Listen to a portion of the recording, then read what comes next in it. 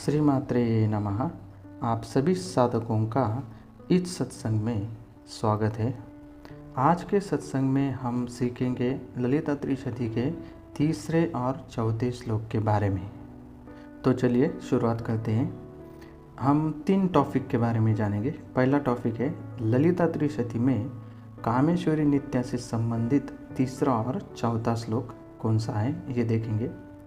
दूसरा टॉपिक है तीसरे और चौथे श्लोक नामावली का जाप हम कैसे करेंगे और उनका तीसरे और चौथे श्लोक नामावली का अर्थ भी हम देखेंगे। और तीसरा टॉपिक ललिता त्रिशती के तीसरे और चौथे श्लोक नामावली से माता की पूजा हम कैसे करेंगे वो देखेंगे। तो चलिए पहला टॉपिक देखते हैं। त्रिशती के अनुसार कामेश्वरी नित्य देवी का बीज मंत्र का है। त्रिशती स्तोत्र में 4 श्लोक हैं जो कामेश्वरी नित्य देवी का प्रतिनिधित्व करते हैं। अब हम स्तोत्रम के तीसरे और चौथे श्लोक को देखेंगे।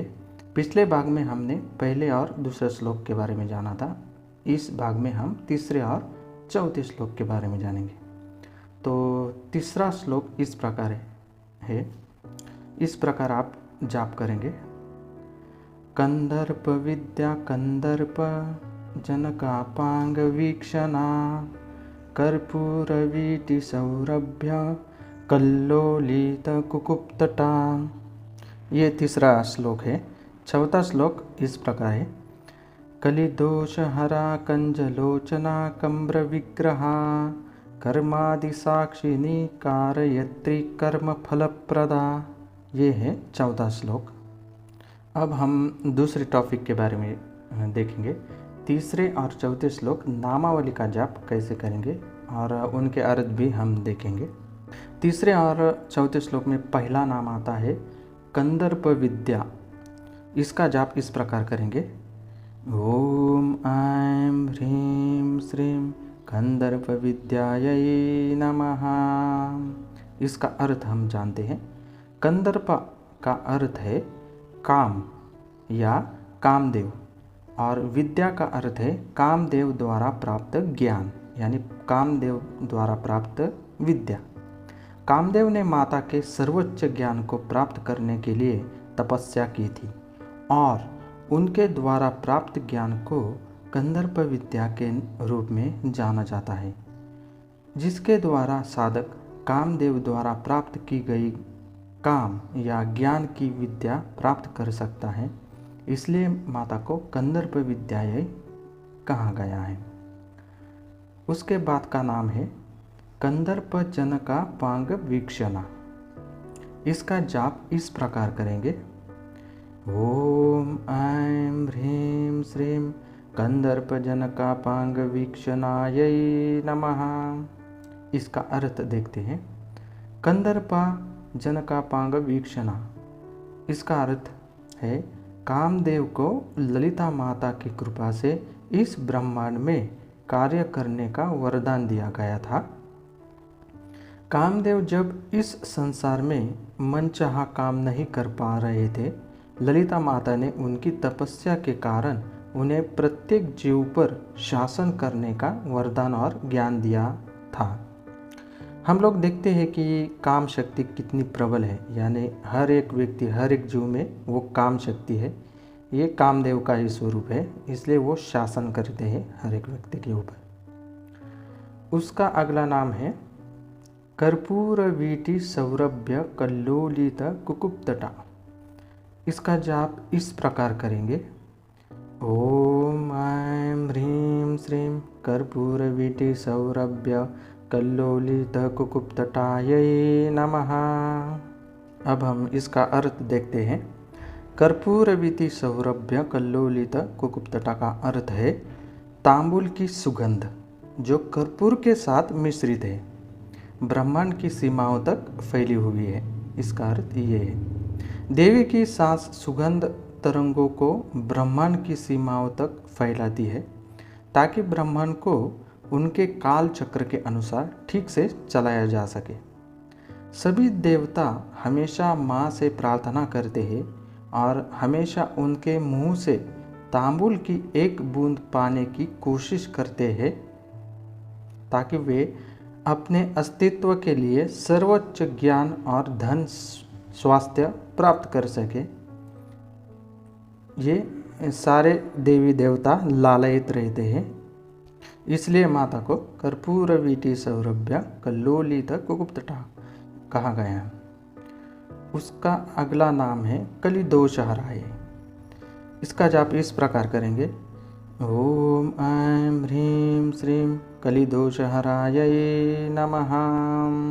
इसका अर्थ इस प्रकार है, कलिदोष का अर्थ है कलियुग के कारण या हमारी अज्ञानता के कारण हमारे भीतर जमा हुए दोष। माँ हमारे भीतर हमारे कर्मों के कारण जमा हुए सभी प्रकार के दोषों को नष्ट कर देती है, इसीलिए वह कलिदोषहराय कहलाती है। उसका अगला नाम है कंजलोचनाय।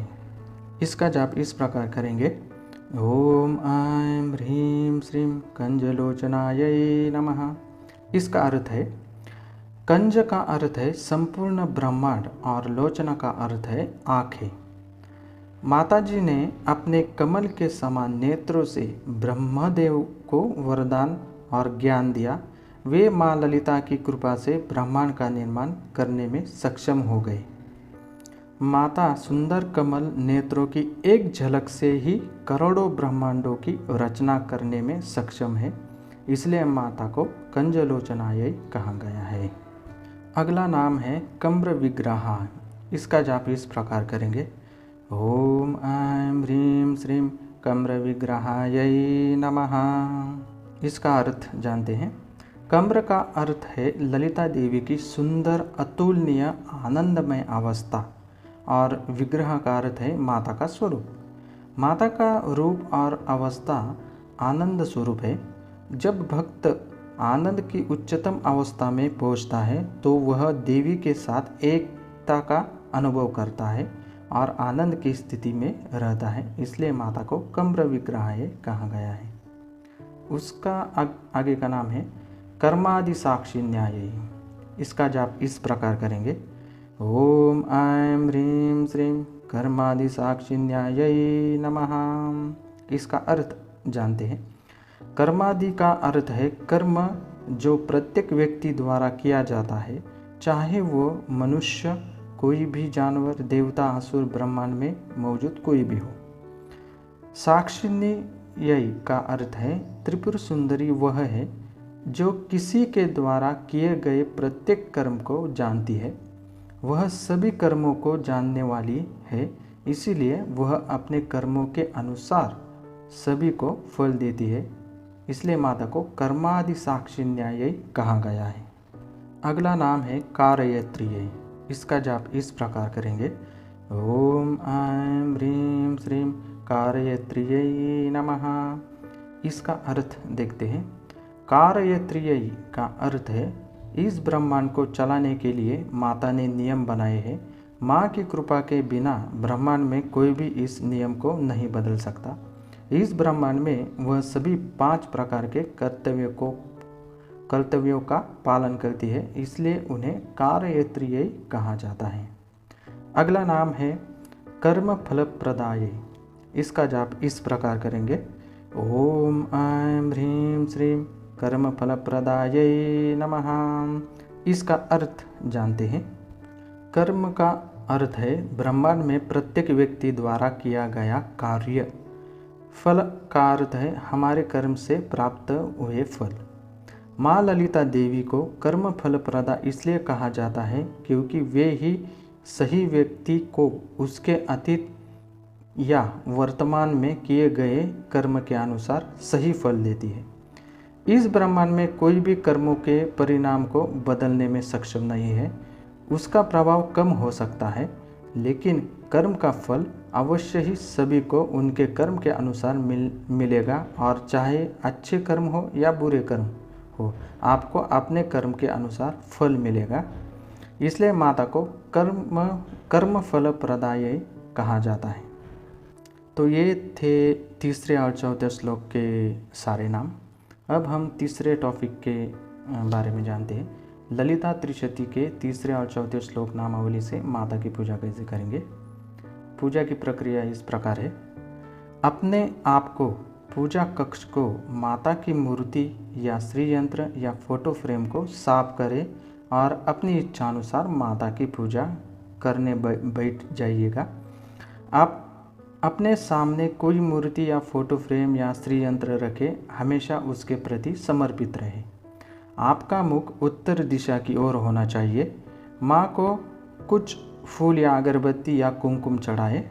माता को मीठा नैवेद्यम अर्पित करें।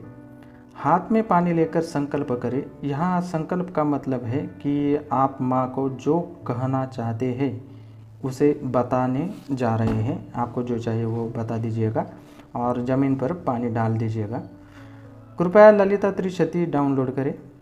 ललिता त्रिशती का जाप करना शुरू करें। यहाँ आप अपनी दैनिक दिनचर्या के अनुसार अपनी साधना की व्यवस्था कर सकते हैं।